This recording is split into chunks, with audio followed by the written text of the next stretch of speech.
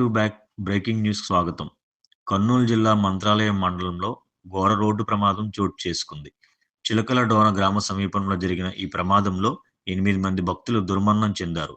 సమాచారం అందుకున్న వెంటనే జిల్లా ఎస్పీ విక్రాంత్ పాటిల్ స్వయంగా ఘటనా స్థలానికి చేరుకుని పరిస్థితిని సమీక్షించారు.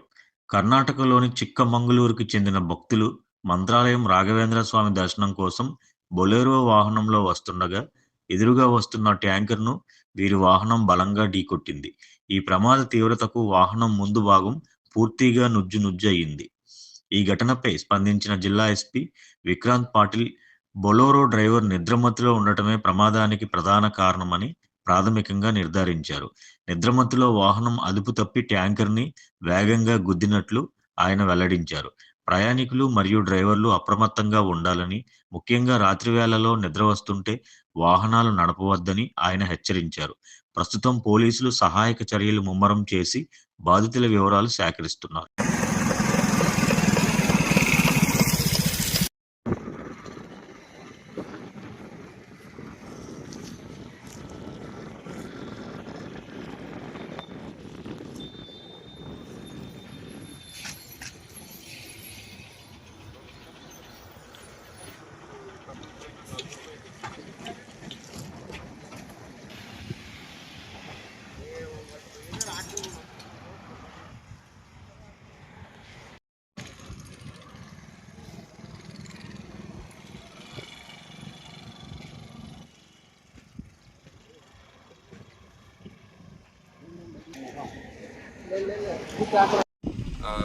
దాదాపు 3 గంటల టైంలో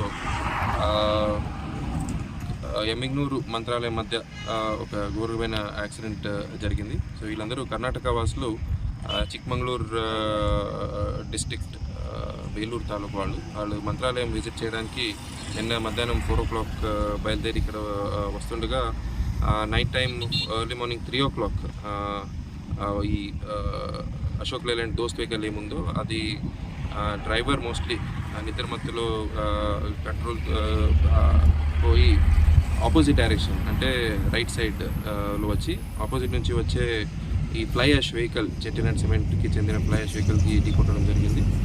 దీంట్లో దురదృష్టవశాత్తు 8 మంది చనిపోయారు. మిగతా ఇంజూర్డ్ అందరినీ ఎమ్మిగ్నూరుకి, కర్నూలుకి షిఫ్ట్ చేయడం జరిగింది. వాళ్ళందరిది